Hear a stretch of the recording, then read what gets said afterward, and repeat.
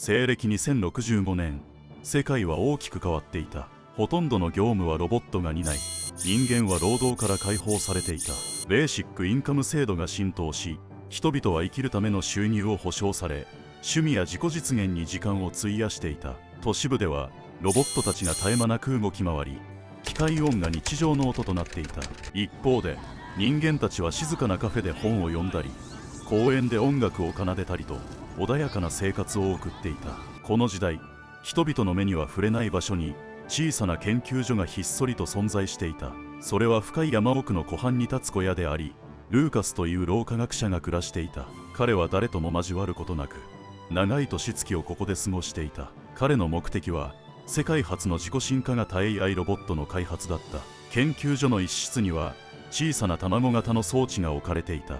その中でルーカスが生み出したドラゴン型 AI ロボットが目覚めようとしていた。初めてその姿を見た時、ルーカスは静かに微笑み、彼の創造物をそっと抱き上げた。愛らしい形をしていた。日々ドラゴンは少しずつ成長していった。最初は研究室の中でルーカスが与えるデータやプログラムを学び取っていたが、次第に外の世界に興味を示すようになった。湖のほとりに出ると、その静けさと自然の美しさに魅了されるようだった。ルーカスはその様子を遠くから見守り、自身が生み出した存在が自然に溶け込む姿に満足感を覚えた。季節が移り変わる中でドラゴンはさらに成長を続けた。身体は次第に大きくなり、硬質な外装が日の光を受けて輝くようになった。そして背中には小さな突起が現れ、それがやがて翼へと変化していった。ドラゴンが湖の上空を試すように飛び上がると、水面に広がる波紋がその力強さを物語っていた。ルーカスにとってこの静かな日々は何者にも代え難い宝物だった。しかし彼の身体は次第にその限界を迎えようとしていた。科学技術の進歩によって寿命は伸びたものの、120歳に達したルーカスはある日、ベッドの上で静かに目を閉じた。ルーカスがいなくなった研究所は静寂に包まれた。ドラゴンはその小さな空間で独り立ち尽くしていた。彼が唯一知っていたのは目の前の湖と研究所、そしてルーカスとの記憶だった。孤独という感覚が彼の進化した感情の中に静かに広がっていった。目を開けると、彼女は剣士の姿で異世界の街に立っていた。石畳の道が広がり、カラフルな屋根の建物が並ぶ賑やかな街。エルフや動物人間、ドワーフなど現実では見たこともない種族が行き交い、活気に満ちている。露天には輝く宝石や奇妙な果物、魔法のアイテムが並び、ユイはその全てが新鮮でたまらなかった。突如として暗転した。空が赤黒く染まり、街の外から低いうなり声が響いてくる。巨大な化け物たちが現れ、人々は悲鳴を上げて逃げ惑う。ユイは剣を抜き、恐怖を抑えながらも立ち向かった。しかしユイの剣は軽く弾き飛ばされ、地面に転がる。化け物が大きな爪を振り上げ、ユイに迫る瞬間、突如として空から雷のような轟音が響いた。巨大な影が上空を横切り、そのまま化け物の前に降り立つ。ユイはその姿に見とれたが、気づけば視界が白くかすみ、全てが消え去っていった。朝日が山を照らし、ユイはベッドの上で目を覚ました。しかしそれがただの夢だったとは思えなかった。ユイは都会から遠く離れた山奥の小さな家で一人暮らしていた。両親を3年前の山岳事故で亡くし、この場所で孤独な生活を送っている。学校には通っておらず、村人たちから時折支援を受ける日々。彼女の唯一の慰めは空想の世界に浸ることだった。日々の作業を終えたユイは家の近くにある湖へと足を運んだ。と湖の対岸に動く影が目に入った。目を凝らすと、それは大きな生き物だった。巨大な翼と滑らかな鱗を持ち、威厳に満ちた姿、夢で見たドラゴンそのものだった。ユイは息を飲んだ。現実感を超えたその光景に足がすくむ。それでも彼女は目をそらすことができなかった。その大きさと威厳に驚きながらも、ユイはどこか懐かしさを覚えた。まるで夢の中で出会ったドラゴンが現実にも現れたかのように感じたからだ。湖面に映る静かな夕焼け、暖かな陽光が湖畔を包み、ユイとドラゴンは穏やかな時間を過ごしていた。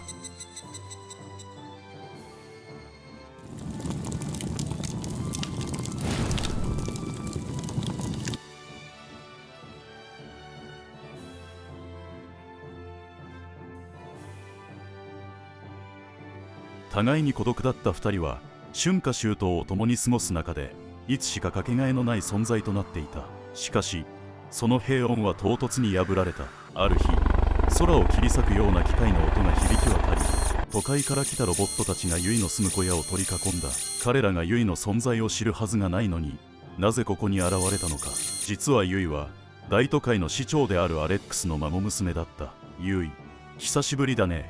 迎えに来たよ。両親や祖父との確執から逃れ、この山奥に身を潜めていたのだ。しかしその自由は長くは続かなかった。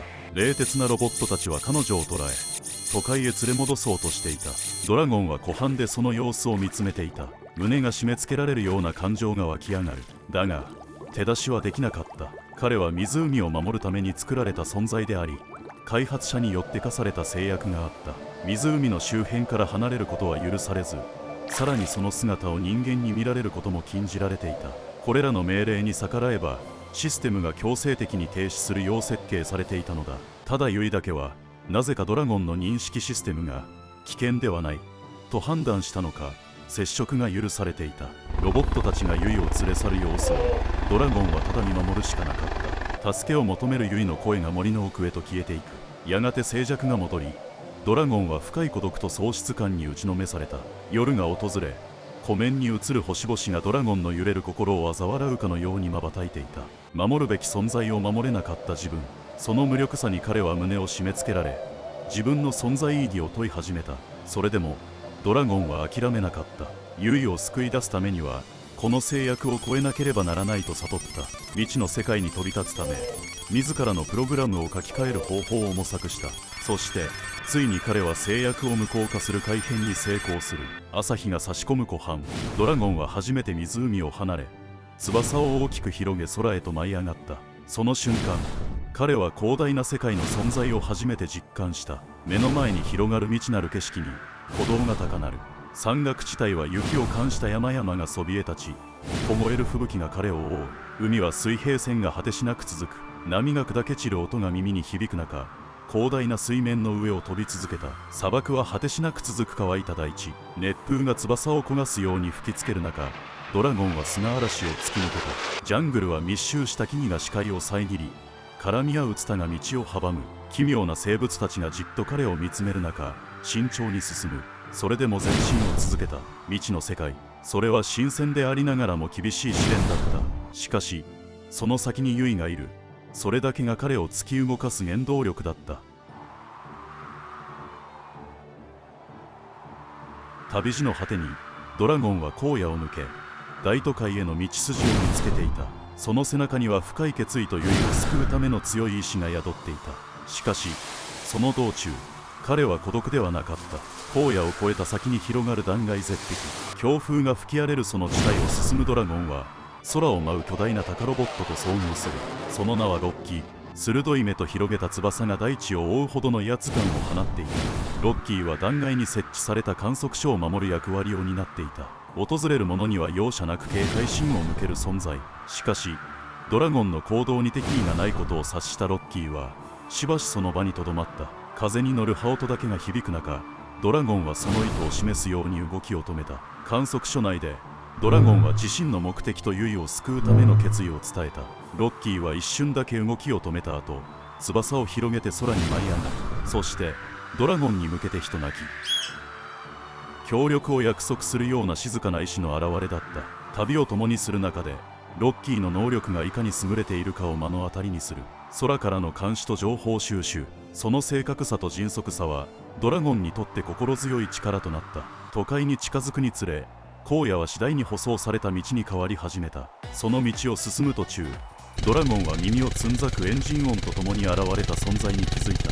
バイクに乗るゴリラロボット、アーマーだった。アーマーは警察官として秩序を守る役割を担っていたが、その行動はしばし過剰で、何でも破壊することを厭わない姿勢が特徴だった。最初の対峙ではドラゴンを侵入者とみなして激しい追跡劇が繰り広げられる。高架橋を駆け上がり、壊れかけた建造物の中を通り抜ける。アーマーのバイクの轟音が響く中、ドラゴンは慎重にその攻撃をかわしていく。しかし追撃の最中でアーマーのバイクが瓦礫に引っかかり転倒。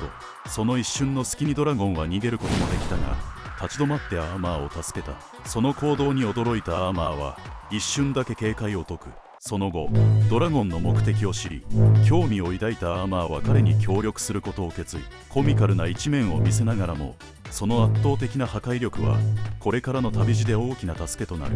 夜の帳が降りる中、ドラゴンはついに大都会の境界線に足を踏み入れる。その光景は圧倒的だった。無数の光が夜空を照らし、ビル群が星空を覆うかのようにそびえ立つ。その中でもひときわ高く輝くビル、その最上階にユイがいる。都会の空気は冷たく、機械的な音が絶え間なく響いていた。ドラゴンはその喧騒の中を静かに進む。目指す場所はただ一つ、ユイが捕らえられている場所だった。その頃ユイは都会の最上階で窓の外を見つめていた。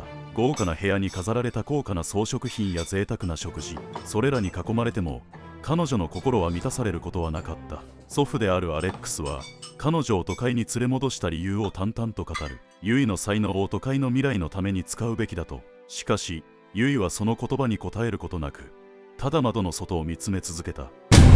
その視線の先にドラゴンの姿があった。一瞬の再会、彼女の目から涙があふれる。その瞬間、都会の防衛システムが作動。ドラゴンに向けて無数の攻撃が放たれる。高層ビルの間を縫うように飛びながら彼は攻撃をかわしていく。一方でユイはアレックスの静止を振り切って部屋を飛び出し、廊下を駆け抜ける。その先には出口がある。しかし防衛システムによるロボット兵の壁が立ちはだかる。ドラゴンもまたユイを助けるために奔走するが、ビルの上空で戦闘機の攻撃を受けて墜落。間一髪で回避するも大きなダメージを受け、都会を離れざるを得なくなる。ユイは捕らえられ地下施設へと送られる。その場所は人間とロボットが隔離された空間だった。アレックスは自身の理想の未来のためユイを従わせようとする。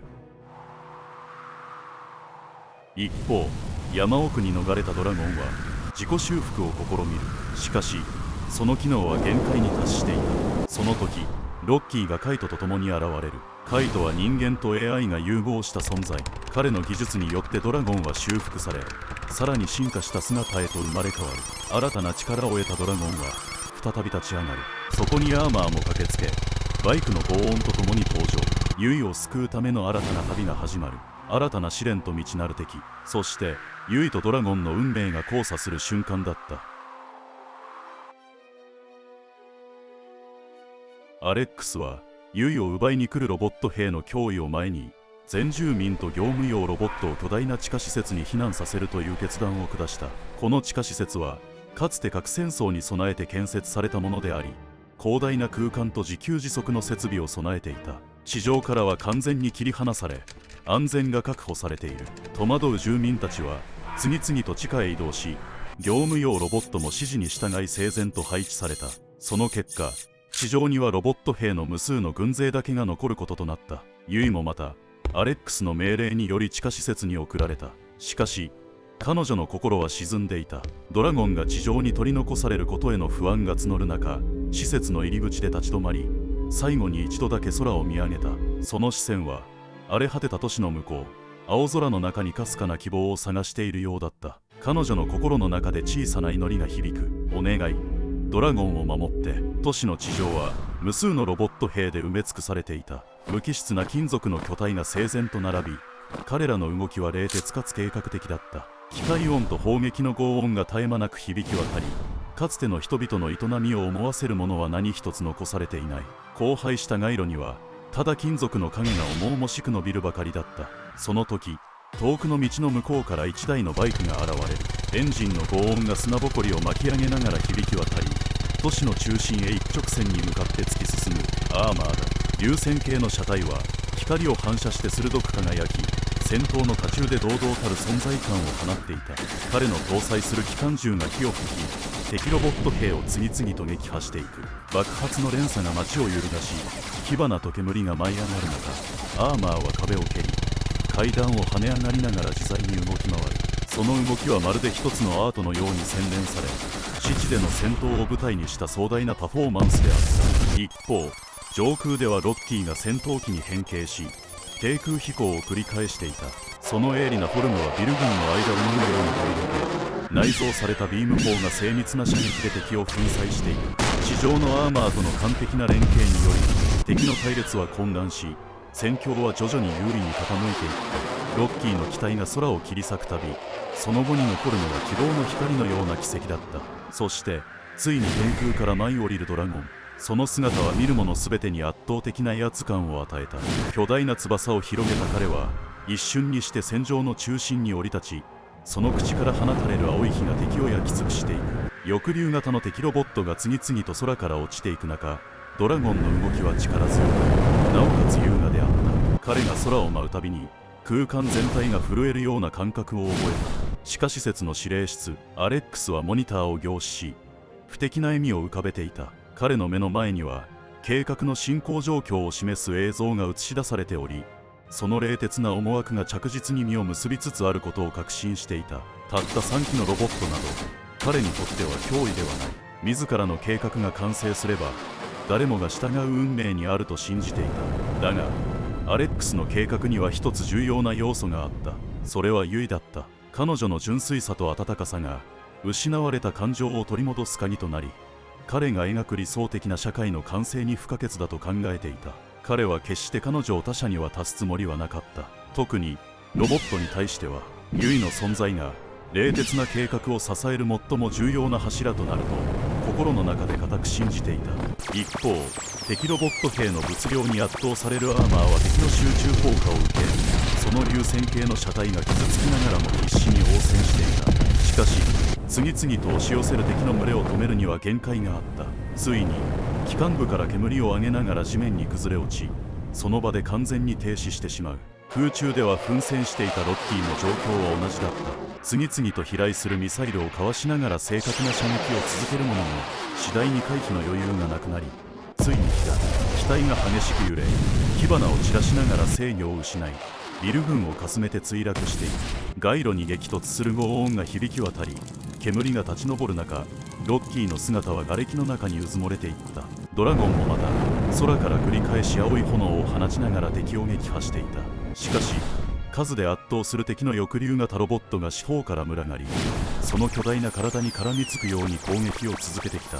ドラゴンは何とか振り払おうとするが、重量と攻撃の連続で次第に動きが鈍り、やがて大地に叩きつけられる。その衝撃で地面が揺れ、周囲に砂ぼこりが舞い上がった。